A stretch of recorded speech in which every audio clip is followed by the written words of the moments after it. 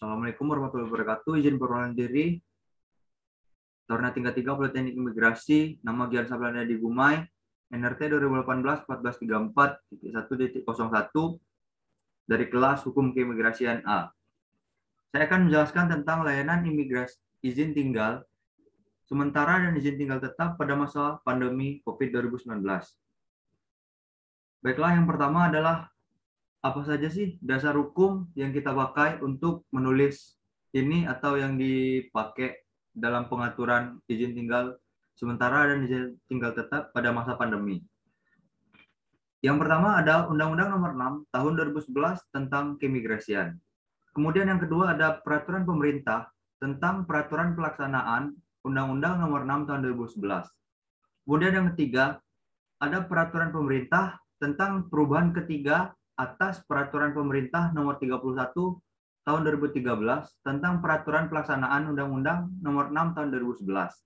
Kemudian yang keempat ada Peraturan Menteri Hukum dan Hak Asasi Manusia Republik Indonesia Nomor 27 Tahun 2014 tentang prosedur teknis pemberian, perpanjangan, penolakan, pembatalan, dan berakhirnya izin tinggal, kunjungan, izin tinggal terbatas, izin tinggal tetap, serta pengecualian dari kewajiban memiliki izin tinggal. Kemudian yang kelima ada Peraturan Menteri Hukum dan Hak Asasi Manusia Nomor 26 Tahun 2020 tentang visa dan izin tinggal dalam masa adaptasi kebiasaan baru atau yang sering kita sebut dengan new normal. Kemudian yang keenam ada Permenkumham Nomor 27 Tahun 2021 tentang pembatasan masuk atau keluar orang asing ke wilayah Indonesia dalam masa pemberlakuan pembatasan kegiatan masyarakat darurat atau yang kita kenal dengan PPKM. Kemudian yang ketujuh ada Surat Edaran Menteri Hukum dan Hak Asasi Manusia nomor M.H.01.gr.02.07 tahun 2021 tentang ketentuan visa, tanda masuk, dan izin tinggal keimigrasian dalam masa PPKM Coronavirus Disease 2019. Kemudian yang kedelapan ada Surat Edaran Dirjen Imigrasi dengan nomor IMI strip 0158.gr.01.01 tahun 2021 tentang ketentuan perpanjangan izin tinggal bagi orang asing pemegang ITAS atau ITAP yang berada di luar negeri. Kemudian yang ke-9 ada Surat Edaran Direktorat Jenderal Imigrasi nomor IMI strip 0661.01.01 tahun 2021 tentang ketentuan visa dan izin tinggal dalam masa adaptasi kebiasaan baru atau new normal. Kemudian yang terakhir ada Surat Direktur Izin Tinggal Keimigrasian nomor IMI.3 strip GR.01.01 strip 1450 hal pedoman teknis layanan izin tinggal keimigrasian pada masa pemberlakuan pembatasan kegiatan masyarakat sepulau Jawa dan Bali. Baiklah, berikutnya izin tinggal terbatas. Apa sih izin tinggal terbatas? Izin tinggal terbatas adalah izin tinggal yang diberikan kepada orang asing untuk tinggal atau berada di Indonesia dalam jangka waktu terbatas yang telah ditentukan. Terdapat dalam Undang-Undang Nomor 6 Tahun 2011 pada pasal 1 angka 19. Kemudian apa saja yang bisa disebut subjek ITAS adalah yang pertama orang asing yang masuk wilayah Indonesia dengan visa tinggal terbatas atau orang asing yang diberikan alih status dari izin tinggal kunjungan atau orang asing dalam rangka penanaman modal, bekerja sebagai tenaga ahli, melakukan tugas sebagai rohaniawan, mengikuti pendidikan dan pelatihan, mengadakan penelitian ilmiah, menggabungkan diri dengan suami atau istri, pemegang izin tinggal terbatas, menggabungkan diri dengan ayah dan atau ibu bagi anak berkewarganegaraan asing yang mempunyai hubungan hukum keluargaan dengan ayah atau ibu yang berada di Indonesia.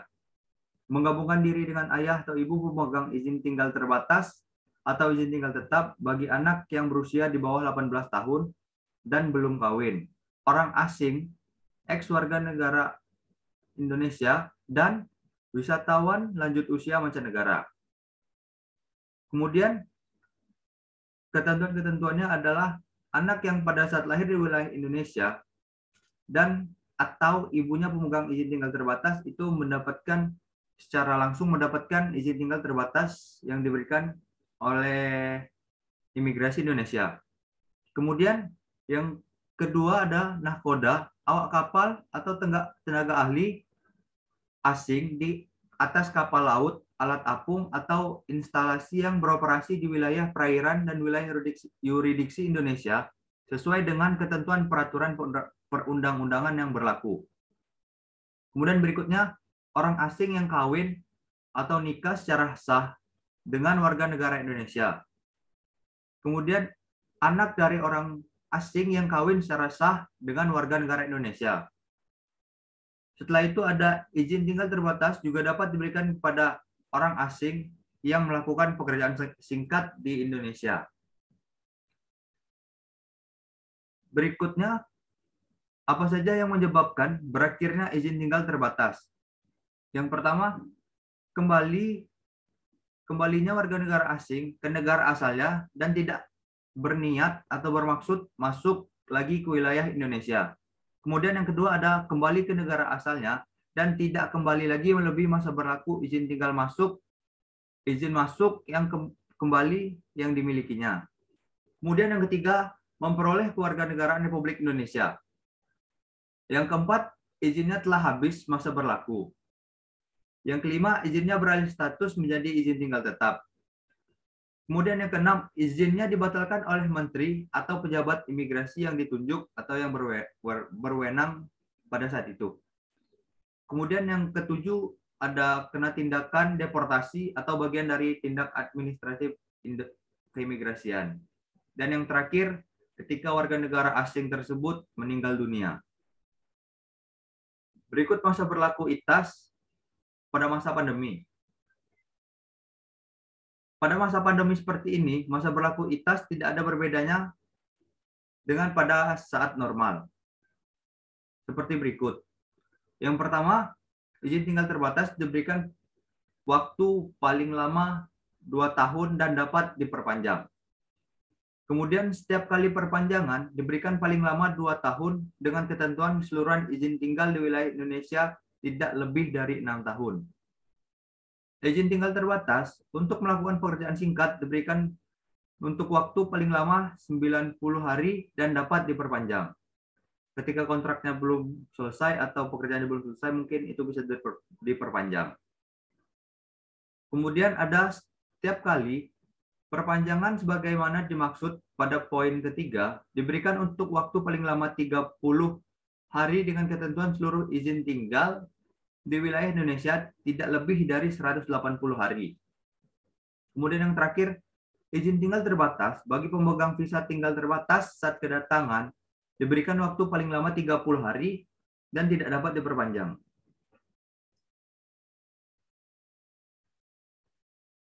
Berikutnya, apa saja sih yang membedakan kebijakan ITAS pada saat normal dan pada saat pandemi seperti sekarang ini? Baiklah, akan saya jelaskan. Yang pertama, pemegang ITAS yang tidak dapat diperpanjang wajib memperoleh persetujuan visa. Kemudian yang kedua, pemegang ITAS yang akan mengajukan visa wajib melakukan EPO. Kemudian yang ketiga ada pengajuan IT baru melalui permohonan visa harus dilakukan sebelum izin tinggalnya berakhir. Dalam hal orang asing overstay kurang dari 60 hari, wajib menyelesaikan pembayaran biaya beban sebelum pengajuan visa. Kemudian pemberian izin tinggal baru tidak dihitung overstay sepanjang permohonan visa diajukan sebelum izin tinggal sebelumnya berakhir.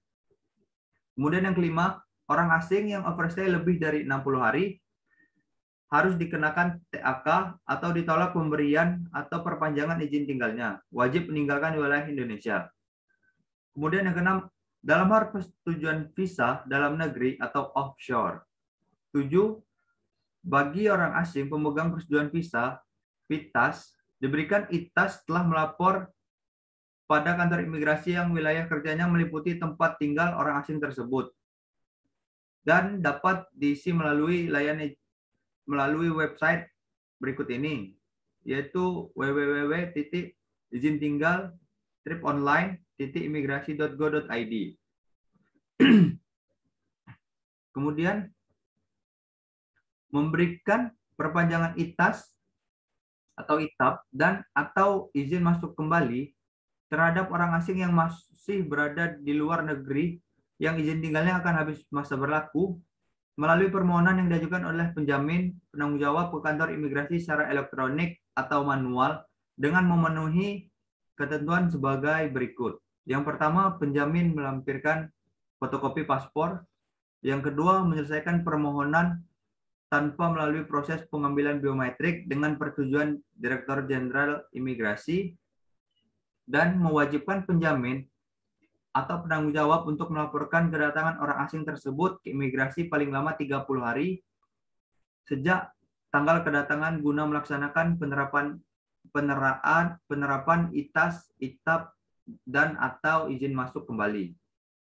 Kemudian permohonan diajukan secara online melalui aplikasi izin tinggal online Surat Edaran Menteri Hukum dan Hak Asasi Manusia nomor M.HH.01.GR.02.07 tahun 2021 tentang ketentuan visa.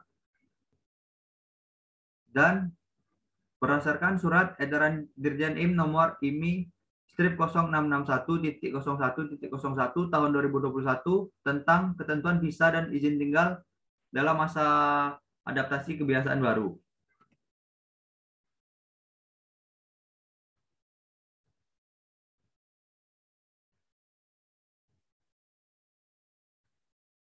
Berikutnya, izin tinggal tetap pada masa pandemi. Apa sih izin tinggal tetap? Izin tinggal tetap adalah izin yang diberikan kepada orang asing tertentu untuk bertempat tinggal dan menetap di wilayah Indonesia sebagai penduduk Indonesia. Apa saja sih subjek ITAP orang asing yang boleh memegang ITAP? Yang pertama adalah orang asing pemegang izin tinggal terbatas sebagai rohaniawan, pekerja, investor, dan lanjut usia. Yang pertama, keluarga karena perkawinan campuran.